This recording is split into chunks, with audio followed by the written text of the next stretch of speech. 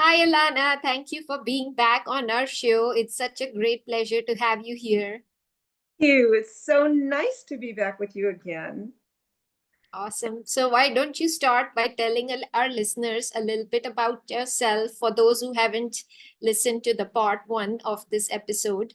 Okay, so I'm Alana. My last name is Sugar, just like granulated, which is very, very strange for a nutritionist. I have been practicing nutrition and nutritional consulting, oh my goodness, for well over 30 years now in Texas, and then here for about 27 years in Northern Virginia. And Mm-hmm. yeah, I currently am teaching a lot of healthy eating classes and webinars and cooking classes for Cigna Healthcare. And I work for a little online company called Pure Indian Foods, and I do a lot of nutritional consulting for them. I write articles, and we focus a lot on, the holistic nature of food and health.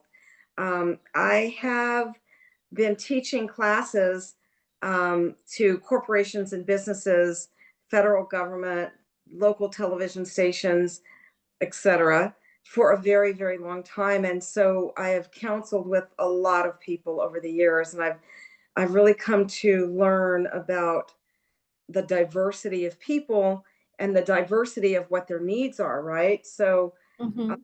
yeah, it's something you don't really learn from a book in college, so to speak. Right. Yeah. Yeah. No, that's amazing. That's why we love having you here and love getting your tips. Okay. So yeah, as the weather is getting warmer now, we are entering the spring and summer months. How Yeah. do you think people can start changing their diets? Right. So this is a good question because I'm always stressing the importance of eating seasonally, right? There's Mm-hmm. Yeah. pineapple doesn't grow in Minnesota in January, right? And Yeah. also when we eat seasonally as much as possible, we may also be eating more locally than we know, Mm-hmm. eating that grow around us that, by our local farms. So remember though that whatever I say, it should be taken generally because everybody is different. So the diet that's right for one person is not necessarily right for another person. If you look at ancient systems of healing, Yeah. like age old Chinese medicine or Ayurvedic medicine from India or Zen medicine, Mm-hmm. they Yeah. don't, they never say, okay, everybody eat this, like a food guide pyramid or something. All right, here it is. That's it. No, no, no, no, Yeah. no. You have to take into account the differences in people, right? So these are general recommendations that may or may not be 100% suitable to whomever might be listening, right? But obviously as the weather gets warmer, we want to be focusing on cooler foods, and the cooler foods are those foods that naturally contain more water, right? So fruits and vegetables, for example. Okay. um, at the same time, getting away from those foods which are heavier and harder to digest. So as we move into the hot months, it's counterintuitive to be eating, slow simmered beef stew, right? Yeah. It's far Yeah. better. You're going to make, a summer soup with tomato and zucchini and yellow squash and corn, or you're going to have some grilled chicken, or you're going to have, some vegetarian foods, some lentils Yeah. and some, you know, um, rice and some things that are less heavy, less fatty, those kinds of things, um, of course. And then I think, of you know, obviously staying hydrated is important, Mm-hmm. Yeah. but the amount of water that people need will also differ. Some people have a lot of internal water, and they don't Mm. they're quite damp inside, according to say the Yeah. Chinese things. Maybe they don't have a great deal of thirst. So to overburden them with, 10, 12, 15 glasses of water a day would not be the right thing to do. They may do Yeah. fine, somewhere between 4 to 6 or no more than 7 or 8 glasses of water a day. So again, that's another thing to consider. And I personally am of the belief that regardless of the season, iced Mm-hmm. water, not ideal. Cool water, fine. Iced water is never a good idea. And you don't really find people drinking a lot of ice water throughout Asian countries. I lived in Yeah. India. I don't remember anybody eating, drinking down ice water. The Right. same in Europe, they don't serve that. But in the US, we tend to really go for that ice cold, just slightly above freezing. And I think that is not good because the stomach itself needs to be something like, I guess in theory, sitting on like, think of it like a cauldron, with sitting on a flame, right? So the ice just Yeah. puts the flame out. And yet I notice people in this country will have a big dinner, have a big lunch, and they'll drink a massive amount of ice water down with it. And that's Yeah. not for the digestive process. We want to stay hydrated, but the best time to do that is in between meals. You can sip a little bit of water or even some hot tea or something like that during a meal. But otherwise, keep that water coming, you know, room temperature or cool or even hot water if your body is naturally on the cooler side. Yeah. But between those meals, right? And do again remember that of course more salads and raw fruits are better in the hot months. But for people with weakened digestion, salad is Mhm. not great. It would be better to have cooked vegetables that are seasonal. And then I'll just say Right. another thing here too is that it is sometimes helpful for people when it's hot outside to not overeat. And I'm going to bring that up again a little bit later, but to eat less, even if that means eating more times during the day. So maybe rather than eating, 2 or 3 big meals, eating, 4 or 5 smaller meals. Now, I have to say, and I'm sure you'll agree with this, Taruna, that living all day in air conditioning, where maybe it's Mm-hmm. 68 or 70 inside, even if it's 95 or close to 100 outside, can Yeah. change that. It's, we're exposed to false air. But, again, as a general rule, this is what I would say Mhm. for the time. Yeah. No, I love those tips, and it makes sense. Like, I love eating ramen, and it's not as much fun to eat like a hot bowl of ramen in summer as it is in winter. So your body's needs kind of change. So it all kind of adds up together. Because, So yeah, yeah, absolutely. Go from like hot ramen soup with ginger in it, yeah, cold ramen salad, right? Or cool ramen noodles over, salad. yeah. Yeah, yeah. So how would you summarize this to like three quick and effective tips that someone can make as the season is changing in their diet right away, Right. starting Uh, tomorrow? so, is it okay if I give you 4 tips? Yeah, I'll take four. Thank you. All right. Number one thing that you can do right away is really watch yourself. Do not overeat. It is not good. It is stressful to the digestive organs. People Mm-hmm. who overeat, like we do sometimes at Thanksgiving or other Yeah. holidays, have often come back and said, "I was just I ate so much that my heart was racing." You know, Mm. it can put stress on the body, and it is not a good thing to do. So really pay attention to what I like to call a scale in your body. And if you eat slow enough, you don't rush through your meal, you give your body time to let your brain know that it's had enough to Mm-hmm. eat, usually Yeah. around 12 or so. But as a general rule, you want to eat thoughtfully and mindfully and stop. So if you think of a scale in your Yeah. belly, 0 is you're starving, right? You're so hungry. And 10 is you've eaten so much you need a stretcher to bed or, I don't know, to the door of a restaurant, right? Yeah. You I want love to it. stop when you're around, a 6 or no more than a 7, or anywhere from 5 to 7. So like in the Okinawa island near Japan, right? The Japanese Mm-hmm. in Okinawa, the Okinawans have a saying of harahachibu, and it means you just don't fill your stomach more than about 80% capacity. And in Oh. Ayurveda, they have a similar thing.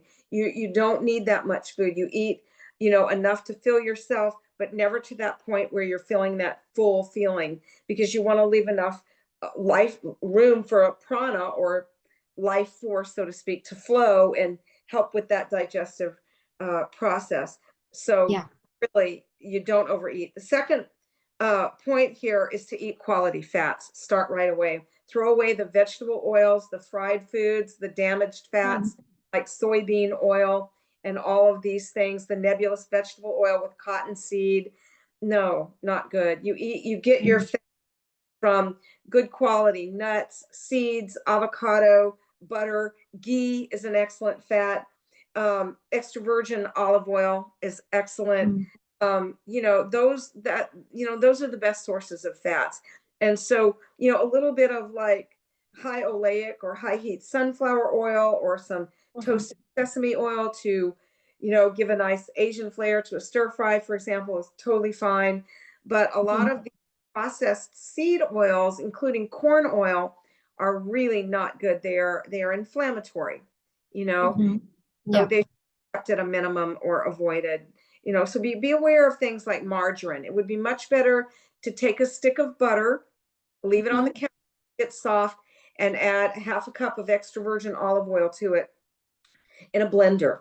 And so it Mhm. looks like a liquid golden kind of buttery oil. And you pour that into a glass container, put a lid on it, and leave that in the refrigerator. You make your own sort of olive oil, butter, margarine. It's Yeah. spreadable, delicious. You could do that, if you want something that's more margarine-like or less saturated. But in Mhm. reality, the goal is to really watch those damaged fats. So be aware of that with fast food as well. Mhm. And also again in the summer, because we are getting into the hotter months, we really don't need to be having a ton of really heavy fatty foods anyway, lighter foods now, Right. right?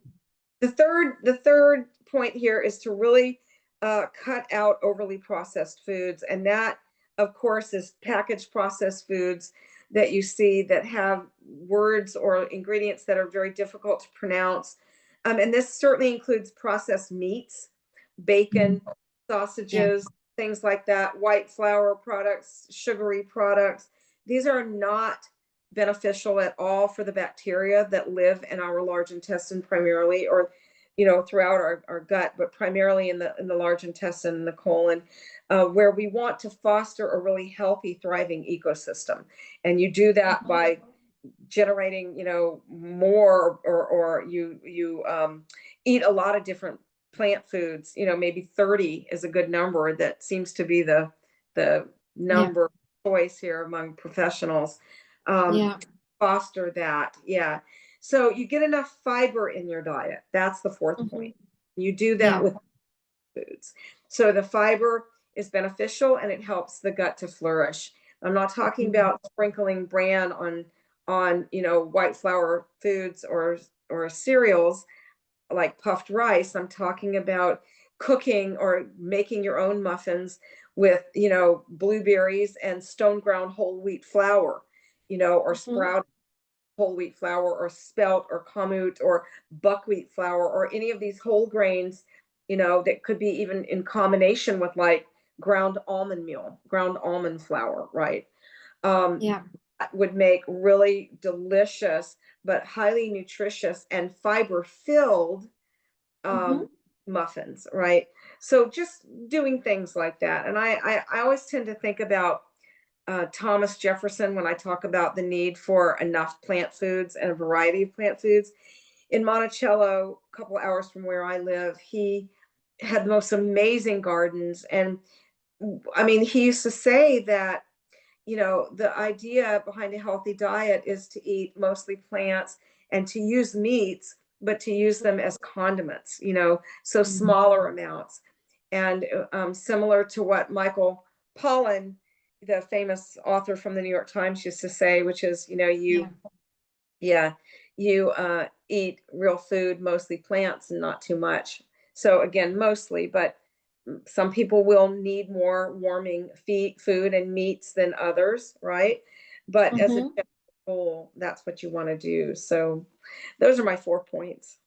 No, I love it, and especially the Japanese islands one that you mentioned, because I'm reading this book right now called Ikigai. I don't know if you've read that, Yeah. and they talk about that in like the very first beginning of it is one of their secrets to Yeah. healthier and happier living was to eat up to they are 80% full, You know, which is exactly what you said. Yeah. I have to tell you about that because my own grandfather lived pretty much a century, close to 100 years. And, when I was a little girl, he was an old man to me, right? And I used Yeah. to say, Daddy, how come you're in great shape. You practice your boxing, you go for bicycle rides, you're thin, Yeah. He Yeah. would, oh, baby, I eat anything I want. I just don't swallow. And I would laugh and laugh and laugh, Yeah. hilarious, right? But then when I got older, Yeah. and he was Yeah. still very old. At that point, I asked him again, and he said, the secret is I always push my plate away when I could eat a little bit more. I never let myself get full. And his mother Mhm. was from France, and she taught him, you know, to eat just to that capacity of satisfaction, but never more than that. So as a Yeah. consequence, never heavier than the weight he was when he graduated from high school, and he lived that long because it really is true that when we don't overeat, we have energy to take care of other processes in the body, including Yeah. cleanup, Yeah. right? Yeah. Love it. So my next question is, as people, they turn 50 plus, that is a majority of our listeners, as their bodies are changing, anything that they can change in their diets, instead of just relying on more and more supplements, because that's where the trend seems to be taking us. Of course, Right, supplements have their place, uh, where we are deficient, but how can we naturally also supplement right. a diet? A great question. And again, we have to remember that when we get older, that our bodies tend to dry out more, right? Mhm. So Yeah. is really the time when we need to be eating more of those cooked, warm, moist foods, right? They're much easier to digest and much better for people who are older than a lot of hard to digest raw foods. Okay. Mhm. Um, the warm, moist foods will help to um, sort of moisturize the body. Good quality Mhm. oil could be added to that, like extra virgin olive oil and ghee could be added to those foods. Um, they help with alleviating, constipation if there's an adequate amount Mhm. of oil and cooked foods with fiber. So even oiling the body, oiling the fingernails, a little bit of oil or ghee up the nose, you know, Mhm. those kinds of things can be very helpful. So oiling the body is particular important, and I would recommend more good quality oils like a little bit of warmed up sesame oil or almond oil on the body than lotions, which often have a good deal of chemicals. You can even take Mhm. those oils and drop a little essential oil like rose or lavender or jasmine into it and smell lovely, or Yeah. yeah, so that's number one there. Warm and hot beverages again are important as we get older, and along with the focus on the good quality fats that we talked about. Soaking nuts and seeds, very good. And then I would recommend uh, broth for people who are older. And if they're not vegetarian, then bone broth is very, very good. So, like some chicken broth, Mhm. because chicken broth, the bone broth, like if it's prepared properly with a little bit of acid, like apple cider vinegar in it, extracts the minerals from the bone. So, obviously, the chicken broth or whatever bone broth should be made from animals that are grown naturally, pasture raised, no antibiotics and hormones or anything like that, right? Yeah. But it gives collagen to the system, and it is very, very nourishing to the cells. So that's what I would recommend in terms of diet. Watch those damaged fats. Get those warm, moist foods and not as much raw, cold food, drying foods that tend to produce a lot of gas. So maybe instead of heavier beans like pinto beans and kidney beans, instead enjoy lentils. Yeah. They're here on Love this. it. Yeah. So that would be something, that I would do. And then of course broth and take it easier. The older you get, the less of those raw cold foods you should be eating, right? Yeah. Yeah. I That love makes those simple. Yeah, it does make sense because sometimes what we kind of read, it's like one size fit all. Like it's like just eat more salads if you want to be, healthier or lose weight. But it, like you said, some people may have digestive issues, or that's if right. they are getting older, the salads all the time might not be the best way to go for them. So That's exactly right. Yeah. And I think that, older people, again, they may not, it's not a good idea to fill your stomach to capacity. It is not. yeah, And you may be more prone to acid reflux, or something, although that can strike you at a younger yeah, age, or, you yeah, know, still are. Yeah, being aware of not overfilling your stomach. And that is one of the secrets of these Okinawan people who live, 110, 112 years. That's a yeah, blue zone there, like a few others. And so yeah, thing I would say is often older people like to have their sweets, their cookies, their pies, their donuts.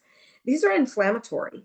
Again, if possible, it would be much better to bake your own nutritious treats, for say the weekends or something like that, but not to go overboard on those things, but to have those good quality proteins, you know, the legumes, the chicken, the fish, the beef might be better in a stew for an elderly person, even in the summertime, or in a soup, you know. mhm, But the good quality proteins are very important with healthy fats and cooked vegetables and whole grains that are well cooked.